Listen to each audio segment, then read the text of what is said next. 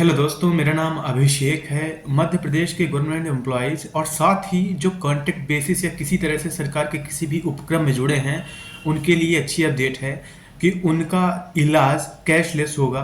और जो आशा, ऊषा, आंगनवाड़ी, रोजगार सहायक या फिर इन जैसी और भी जितने भी एम्प्लॉयज़ हैं या फिर काम करने वाले हैं, तो उन सभी को आयुष्मान योजना के तहत जोड़ दिया जाएगा। और वो अब 5 लाख रुपए तक का एनुअल बेस पे वो कैशलेस इलाज करा सकते हैं।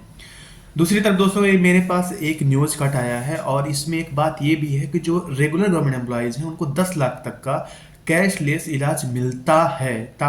ठीक है ना, पता नहीं मिलता है कि नहीं मिलता, क्योंकि ये मेरे ज्ञान में नहीं है। अगर आपको इसका कोई आपके पास परिपत्र हो, आदेश हो, ऑर्डर हो, कुछ भी हो, तो आप मुझे प्लीज़ इन्फॉर्म करिएगा।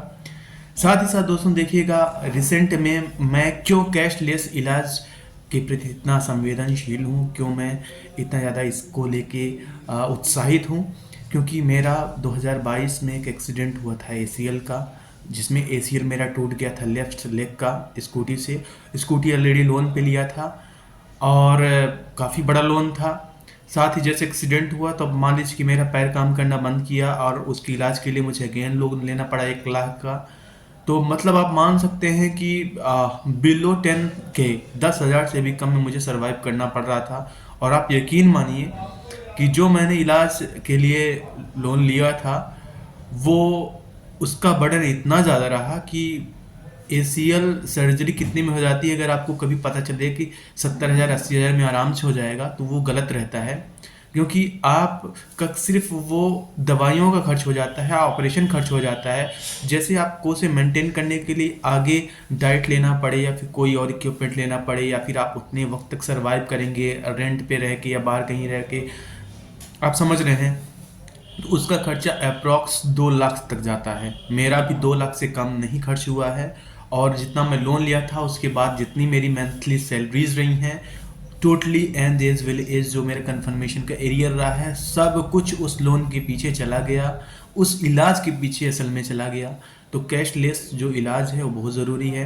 अल्टीमेटली दोस्तों, मैं आपको ये भी बताऊं कि मेरा अप्रॉक्स सब कुछ हटा के जिसका मेरे पास पुख्ता बिल था, बहुत सारी छोट पुट दवाइयों को तो मैंने ऐड ही नहीं किया कि उसके पीछे कौन जाए बिल लेने, लेकिन मेरा जो ओवरऑल जो मेरा बिल बन रहा था वो 90,000 से ज़्यादा बन रहा था। जिसका जो प्रतिपूर्त एक नियम है, चिकित्सा प्रतिपूर्त नियम मध्य प्रदेश का, उसके तहत जब मैंने आवेदन किया तो more than half amount was deducted. And आप मान सकते हैं कि आप 50% से भी कम आप क्लेम कर पाएंगे।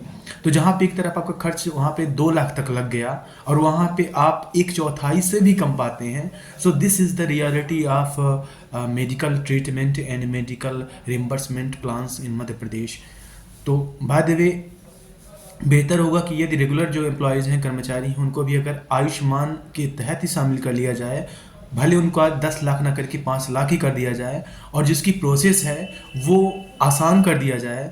क्योंकि एसीएल मेरा सर्जरी हुआ, मेरा पैर टूटा था, मैं पड़ा था, और ये मैं कई सारी वीडियोस भी आपके सामने लाया, तो मतलब वो सच्चाई है, वो मैं सच में वहाँ पे भर्ती था। लेकिन इस बात को साबित करने के लिए अगर मैं कागजी कार्रवाई पे जाऊँ या फिर प्रतिपूर्ति के लिए मैं आवेदन लगाऊँ, तो एक पैर टूटे हुए इंसान को, एक विकलांग इंसान को देन उसे लाख परेशानियों का सामना करना पड़ता है। I give my personal example कि जब मैं प्रतिपूर्ति के लिए जब मैं जिला हॉस्पिटल में जाना हुआ, तो मेरे पास कोई कार तो I can't afford at this time, तो आई हैव टू चूज और I have to travel by बस।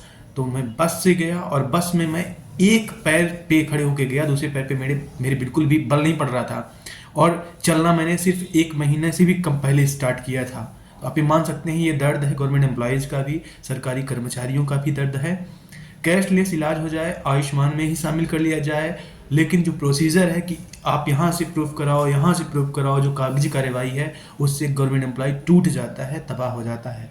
सो this is small reminder. And अगर 10 लाख तक का कोई ऐसा नियम है कि कैशलेस गवर्नमेंट एम्प्लॉयज़ के लिए है, जैसा कि इस न्यूज़ कट में बताया गया है, तो प्लीज़ लेट मी इन्फॉर्म। जहाँ तक मुझे पता है तो ऐसा कोई भी रूल नहीं है फिलहाल के लिए। मांग चली थी, डिमांड चली थी, तो 10 लाख बहुत बड़ा अमाउंट हो जाता है। यदि 5 लाख भी रहे आयुष्मान कार्ड से यदि काम चल रहा है तो बहुत बड़ी मेहरबानी होगी, बहुत बड़ी कृपा होगी, क्योंकि मैं वो झेल चुका हूँ, वो दिन मैं देख चुका हूँ और अब भी मेरे पे लोन चल रहे हैं वो इसी इलाज का। तो दोस्तों, this is a small reminder, small update आप हमारे सामने रहेगा।